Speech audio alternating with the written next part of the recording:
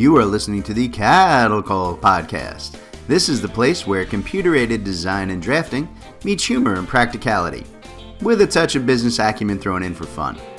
Jim and Rocco, the owners of Zentech Consultants, the premier U.S. technology consulting firm for architecture, engineering, construction, and manufacturing, discuss the fascinating world of CAD with some humor and some honesty. The Cattle Call Podcast. Hello, everybody, and welcome to another episode of the Cattle Call Podcast with Jim and Rocco from Zentech Consultants. I am Jim Coppinger, the handsome part of the pair, and with me, as always, is my business partner and, I guess, hetero life mate, Rocco Parisi. Good morning, everyone. Yay. Or good day, everyone. Yeah, how do you don't know it's morning when people are listening? How do you, just don't make those assumptions. Did you just assume that time of day? I did. I know what they're doing. I watch them. See, I believe that. You're like with the NSA, man. You're always looking at things. Always on. Yeah, I always fear there's like little cameras spaced around my office. You know what I'm doing at all times.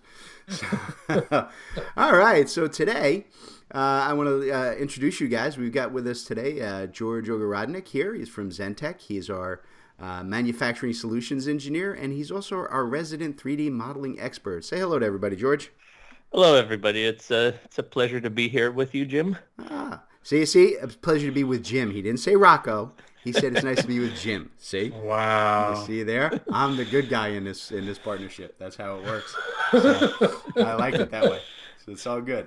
All right. So today we're going to be talking about parametric versus direct modeling and which is better in the CAD world. All right. So when it comes down to 3D modeling, which is a huge part of the CAD world, right? Particularly in the manufacturing and building product manufacturing spaces, there's a lot of conflict over the different modeling processes. And there are a number of them out there, but the two big ones really are parametric modeling and direct modeling. And for those of you who may or may not be familiar with that, right? Parametric modeling, it's a structure where you create a design model using different features and constraints. Right, and that lets you automate repetitive changes, and that works really, really well for items like part families and part libraries, things like that. And parametric modeling, kind of a little bit of a history lesson in the CAD world. It really first hit the CAD scene back in the late 1980s with the release of Pro Engineer, which is I think Creo today. I think they've kind of morphed into that software nowadays. But, all of the major players in that 3D modeling space, softwares like Inventor and SolidWorks, they still rely very heavily on parametric modeling today. Right? So like it's all about, setting parameters on pieces and parts and sizing and through libraries and a history of changes. Direct modeling, that's an entirely different beast. Instead of editing a set of parameters or using historic changes to a model that are listed in a table like you would with parametric modeling, direct modeling is much more of I call it a CAD-based process. It lets the designer directly manipulate, faces and edges of a model. And a lot of times it's referred to as like a push-pull methodology. You can just kind of click on any piece of your model and change its shape using some basic CAD tools and features. And I think that direct modeling, it's a fantastic tool for organic shapes and conceptual designs. And I think in a lot of ways it's much easier and more forgiving than parametric design in terms of making quick changes, simple changes, fast changes. But the question for today is which of those is better? Or maybe we'll find out that you need a little bit of both. All right, so let's start with the idea of parametric modeling. And I'm going to turn and I'm going to ask George. All right, so George, when you first started out in the 3D world, was it difficult for you to understand parametric modeling? Was that a big issue? So my very first exposure with anything 3D CAD was, believe it or not, way back in high school. And we started off with, I believe it was a 2010 or 2009 version of Autodesk Inventor. And before we even got into doing anything in 3D, we started off with familiarizing ourselves with the Inventor 2D sketch environment. And the reason that's important is because that's your first introduction to working with constraints and parameters. Because Unlike AutoCAD, where you draw something to scale and then you dimension it to annotate it just so that someone can see how big something is, in Inventor, the dimensions are the parameters themselves. When you change those dimension values, it changes the actual model. So in other words, if you have a 5 foot wide rectangle and you change that 5 feet to 2 feet, that will now be a 2 foot rectangle. So we spent quite a bit of time on the 2D part of this before introducing the third dimension, and it was pretty difficult at first to realize that there's a bunch of different tools and commands that you need to know how to use, and they work separately because each one has their own set of formulas and their own set of parameters. Like, for instance, an extrude works completely differently than a loft does. And that's one of the things that makes parametric modeling challenging. You have these different commands. Each one has their own algorithm, and you need to understand how each one works. Okay. All right. So then, parameters, all right, or, and correct me if I'm wrong, right? Parameters they're kind of controls, right? You're setting limits on how big or large or long or heavy or thick things can be. Exactly. Okay. Right. So, when you're dealing with parameters, then a key component of parametric modeling, it really has to be the organization of those parameters, right? You're dealing with kind of a history-based, kind of a tabular structure where every change modification that you make really becomes important, and a key to that, I think, is, or at least from what I've seen, is, like I said, keeping that strict organization hierarchy of events and things that have been modified. As a matter of fact, it's such an important aspect. I've seen designers and drafters in that 3D world over the years who have developed such rigid controls for themselves, right, that you can actually tell who did a design just by looking at the history tree on their model, right? You can look at it and say, oh, this was done by George because it's in this order, in this structure, in this setup. They kind of, build their own ways of doing that. And, yeah, exactly. Yeah. Because when you're working in parametric modeling, you have to remember that every time you run a new command, you're introducing a new parameter, and the more you do, the larger your history tree gets. So if you ever want to go back and change one parameter at some point back in time, you have to consider the effect that it's going to have on all the other parameters. Right. Yep. Yeah. So, and like I said, it may sound like overkill to folks who don't work in that environment all the time, but it really is very important. Like George said, I mean, you're dealing with parametric modeling. I think it works best in dimensionally driven products, right? So if you're doing furniture and windows or tools that can have varying but really specific sizes and options. And if you don't take the time to carefully set up all those parameters in advance, your end product just isn't going to work. All right. So, while there's a lot more upfront time, I guess I'm trying to say, with parametric modeling, I think there's a huge payoff in automation at the back end. Once it's done, for the end users to be able to go in and adjust and modify things to specific sizes and structures, I think works out really well with parametric. So let's talk more about parametric modeling, George. What were some of the other difficulties, right, that you encountered when you first started working with parametric modeling? So the first thing that stands out is really dealing with the history itself, because once you start making more and more features to your model, and again, like I said, every single feature you add adds an entry to your history. So the more you add, the more cluttered your history becomes. So I've got a perfect example to demonstrate this.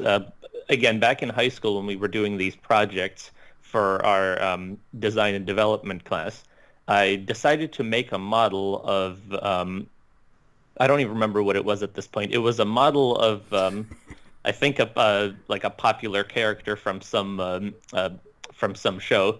And the model contained... You made Goku from Dragon Ball Z, didn't you? I know you did. Yes, you did. Okay, well, moving on. So it was a character that contained at least, I think it was, if not 30, if not 50, similar shaped hemispherical forms on its model. And these forms, I was not able to create them by using some sort of array structure, whether circular pattern or rectangular pattern. They were irregular. And what I had to do was I had to manually go and create a sketch, a circular sketch for each of those hemispheres, and then manually revolve each one of them. So looking back at my history tree, you would see all the way from top to bottom, Revolution 1, Revolution 2, Revolution 375. And when you're trying to find other things that are not related to this one repetitive task that you've had to completely go back and redo several times, that's when the clutter really takes over. And there is a way to combat that, especially in Inventor. You can make folders and group your command history into those folders. Like, say I want to group those hemisphere features into one folder and just drag the history into that folder. But I should have done that before embarking on this journey of making 300 circles. And after that, it was too late. I had to go back and manually drag them all back into the folder, which I didn't bother doing. I just rolled with it. Yeah, but like I said, and that's the key, right? It's all about organization and being careful with it. And if you don't start off in a good place, long term in a parametric system, it's going to come back and bite you. So exactly. That's a definite thing. So let's bring Rocco into the conversation. He's just been sitting there with his eyes glazing over as we talk the technical stuff. So Rocco, in terms of the manufacturing clients that you work with and that we deal with on a daily basis, what are we seeing, at least in terms of their software use? I mean, are people still tied to parametric systems like Inventor and SolidWorks, or do we see that they're moving away from them to more of an open source, free, direct modeling type system? I wouldn't say that they're moving away from them yet, but I think they're opening their eyes more towards other options, like the direct modeling options. I mean, my background has been mostly working with customers that are using Autodesk products, and many that were even using SolidWorks. So they're definitely ingrained with using parametric modeling. Okay. All right. So we can see, I think that, parametric modeling it's got some drawbacks, but it also has some real powerful benefits. And from my standpoint, I really don't see parametric modeling ever disappearing entirely from the manufacturing world. With the benefits that it gives on automating standard-sized items and parts and different options, I think it's really ideal for large-scale manufacturing. It's really good for customization and programming, add-ons and controls. I think that when you have predefined set parameters, it becomes much easier to develop automated systems and automated workflows for your designers and your end users, and for people to be able to choose sizes and so on. So I think in that respect, parametric modeling has a real important place in this world, and I don't think it's going to be going away anytime soon. So with that said, we're actually going to take a break and go listen to the sponsor for today's podcast. We'll be back in just a few minutes with the Cattle Call podcast. All right, today's Cattle Call podcast is brought to you by us, Zentech Consultants. We're sponsoring ourselves today, Rocco. Isn't that awesome? That's awesome. All right. So today we wanted to tell you guys all about our manufacturing-based services. Here at Zentech, we do quite a lot with our clients in the manufacturing space. We offer everything from basic support and assistance for your 2D and 3D CAD modeling needs. We can help you with your drafting and design services. We can help you build your file storage, sharing, collaboration sites. We work with parts library development, CAD and BIM tools, markup and redlining tools and features, technology training, even sheet metal design process and custom markup tools for your layout and part selection. We can really help you guys work with your clients at any level. So we hope you guys will hit our webpage and see all the great things that we have. Rocco, how do they get out and get in touch with us? Yep, they can hit up our website. It's zentechconsultants.net. That's ZENTEK consultants.net. You can give us a call at 866-824-4459, or you can even email us at sales@zentechconsultants.net. Perfect. And again, in case you didn't hear Rocco say it 4 times, that's zentechconsultants.net. Thanks, guys. All right, everybody, welcome back to the Cattle Call Podcast with Jim and Rocco, and today's special guest, George Ogorodnik, our professor of the 3D model. So, all right, so on every episode, I like to delve into numbers, all right, or what my small brain cells call the maths. Based on some info and research that I did out on the interwebs. This is actually from Grandview Research, one of their reports. So when it comes to 3D modeling, just to kind of show how big of an impact this has on the nation, really, in the world. When we're dealing with 3D modeling in the manufacturing space, 3D modeling software is an $8.6 billion, that's with a B, $billion per year market just in the U.S. I mean, that's almost as much as Rocco makes. That's crazy, man. So, the 3D modeling software is expected to rise on an average of 6% annually between now and 2025. So this industry, this whole marketplace is just growing crazy fast and has insane numbers. And this one actually surprised me, Rocco, that manufacturing accounts for a full 50% of the global CAD market. 50% of the CAD seats, regardless of the software, out there are manufacturing based. That's huge. I didn't know it was that big. That kind of threw me a little bit. And what about the other 50%? Yeah, that's all divided out between AEC, architecture, engineering, consulting, things in the fashion industry, little things like that. But yeah, 50% of it is all in manufacturing. That's nuts. And then last thing I pulled up here is that more than 1/3 of all the manufacturing software revenue is generated in the United States. We account for 1/3 of that entire market, that 8.6. So it tells us that, the 8.6 billion times, right, 3, right? So it's really closer to like a $24-25 billion a year industry in dealing with just the software in the manufacturing space, which is nuts. So, and one of the reasons why it's expanded so much is because of the commercial availability of 3D printing. Back when maybe like 2-3 years ago, when 3D printing was the new huge thing with consumers, everybody realized that they can just buy this device and print any sort of basically anything they wanted. Well, that's not true because 3D printing is still a developing technology, but it basically gave everyone, even those not working in manufacturing industries, even just people that like to make things in their house, to an incentive to learn 3D CAD, because without CAD modeling, there's nothing to 3D print.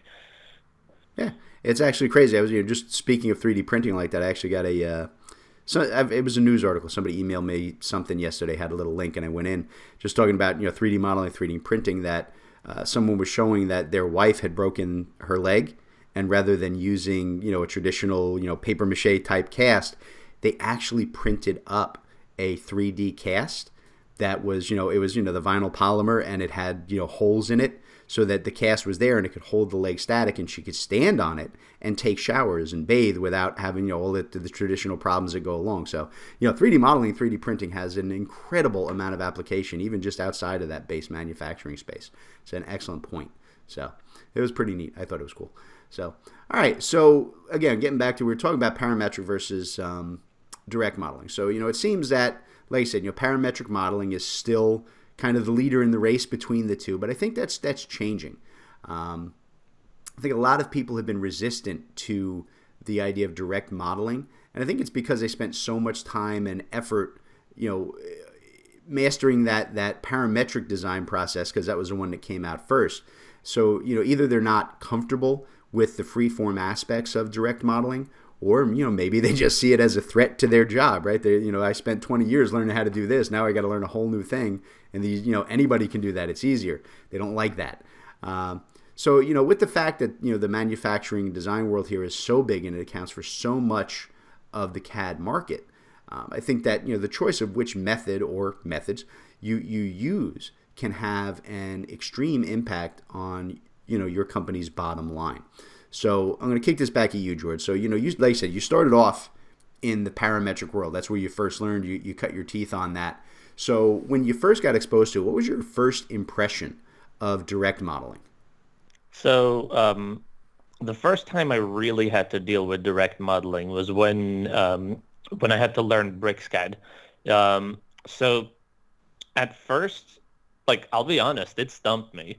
And the first thing that I found really disconcerting when trying to build something in BricsCAD is I just don't have that history anymore to base myself off of. Um, Even in parametric modeling, even when, especially in Inventor, even when I don't have to actually go back and change something historically, the history it helped me to just essentially gauge my progress. When I see that tree filling up with features as I'm working, I know how far I've gotten. I know how much I still need, and and again, if I ever need to go back to something, it's right there. I just need to click on it, and it definitely felt a little bit unsettling to just being in this environment Yeah, where change is here's your hard. model. Yeah, here's your model. Make changes to it. How did you make it? I don't know. Uh, I just did. It was magic. So I think you make a really good point, George. I think for a lot of people, making that change, right? It's a very different mindset. I think moving from parametric modeling to direct modeling, right? Like you said, you're kind of losing your safety net in a lot of ways. But I think if people are open to making changes to that work process, that the direct modeling can have a really positive impact on their business. I think people need to consider that what you're doing most often, right, is really what makes the decider, right? So if parameters are really vital to what you're doing, like I said, you're making objects that have static sizes and static changes, then it's parametric is important to you. But if you're working more freeform and you've got more dynamic shapes and you just need to be able to change things, I think you have to be open to switching over to that direct modeling process where you can just go in and twist and adjust things. Like I said, it's much better adapted to freeform work.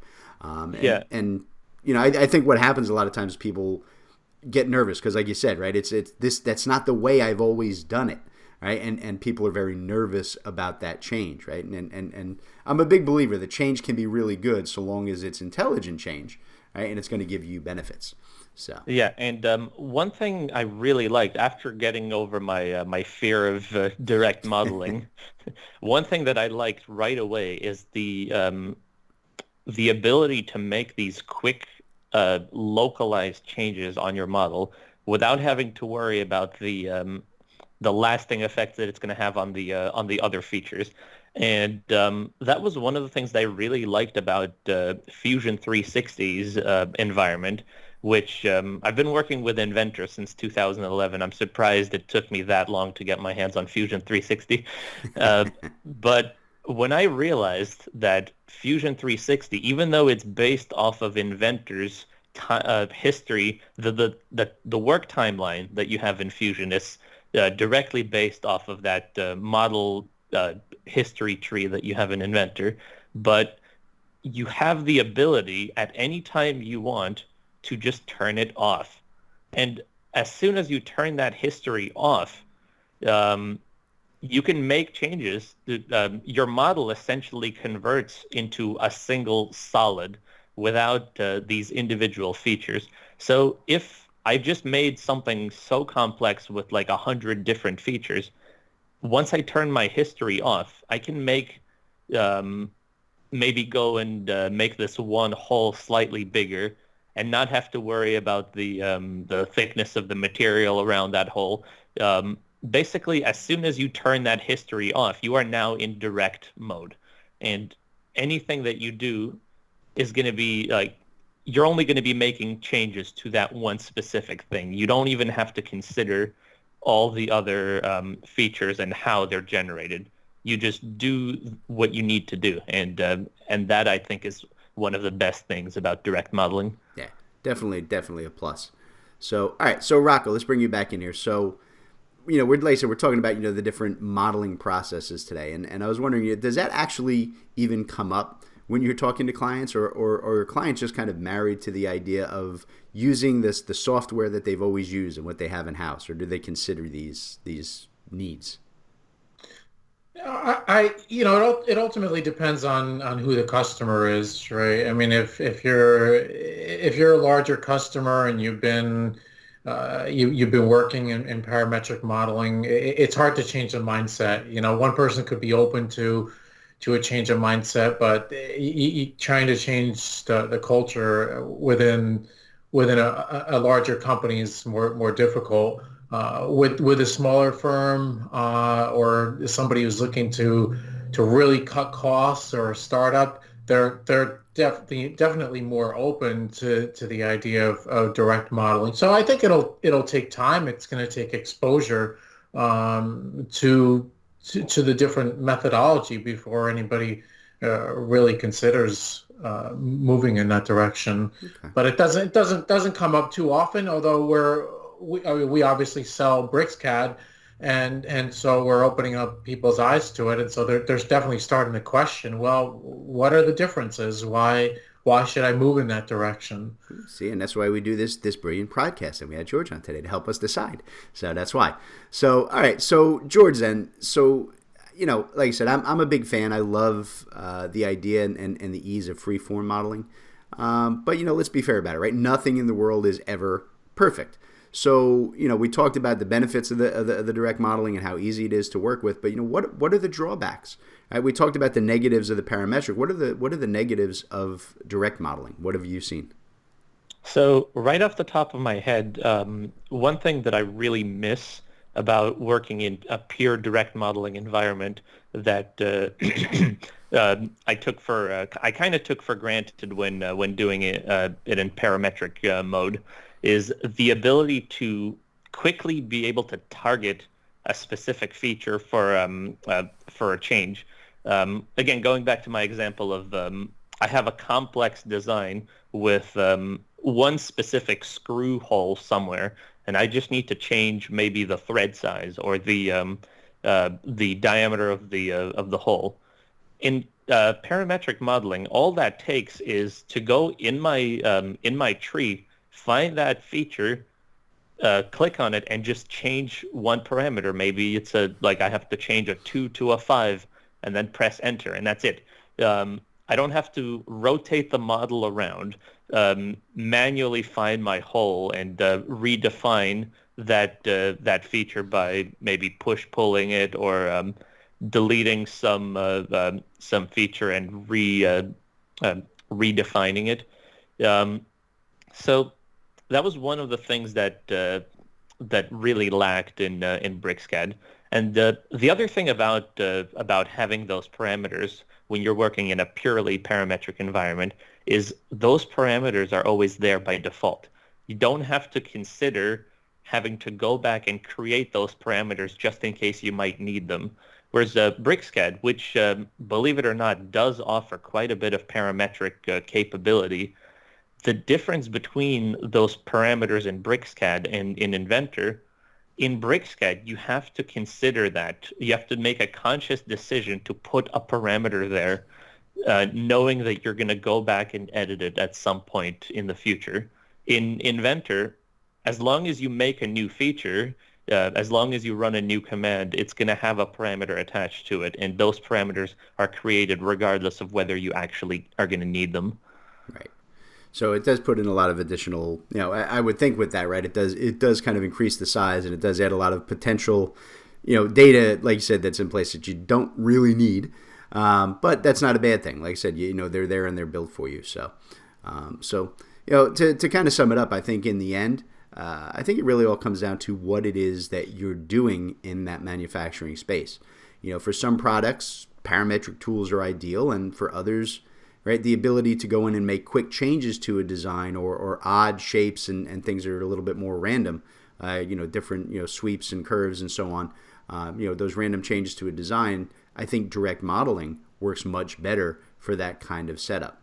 And I think, kind of going to what George was saying earlier, the truth is a lot of firms are going to require both methods, right? And a lot of the modern software systems like BricsCAD and even Fusion 360 are really starting to offer kind of a hybridized version of these modeling tools where it's not one or the other. You choose which one you need on any given component. Right, where like you said, you can go in and yep, you have in BricsCAD the ease of using direct modeling, but you can in certain areas just add parameters to certain locations and tools, and I think Fusion 360 has a bit of that as well, which is great. So these softwares are letting you work freeform and add your parameters only when you really need them, and I think that the big takeaway from today's conversation is that every one of us needs to really think about the system that we're using today and decide if that's really the most effective one for us, or is it just the one we've become comfortable with. Poor Rocco has heard me say this on this podcast a number of times before. Old saying says, don't stay tied to a mistake just because you spent so much time making it. All right, you need to be open to other processes and ideas and be willing to make changes. And if you are, I think you can dramatically simplify your daily work and speed up all your processes. So I think with that, I think we've covered pretty much everything on our little discussion here about parametric versus direct modeling. And I want to thank you, George, for being here with us today. You did a wonderful job, and hopefully we'll have you back on future episodes. Yeah, thanks. It's been a pleasure, and I hope to be back sometime soon and do another podcast with you guys. Excellent. And Rocco, thank you as always. Though you don't get a choice, you have to be here. All right. I do it out of love for you, Jim. I know you do. It gives me the warm fuzzies to hear you say so. So, all right, folks. Our next podcast, we're going to be talking about innovation in 2D CAD. Is there any? All right, folks, we'll catch you next time on the Cattle Call Podcast. All right, everybody, today's Cattle Call was brought to you courtesy of Zentech Consultants. That's Rocco and I.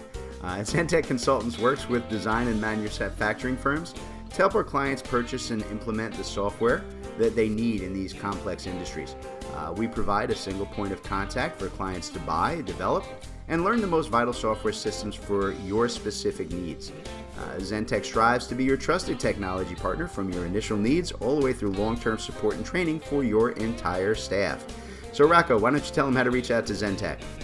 All right, yeah, you can reach out to us through zentechconsultants.net. You can email us at sales@zentechconsultants.net, or you can even call us 866-824-4459. Excellent. We look forward to hearing from you all.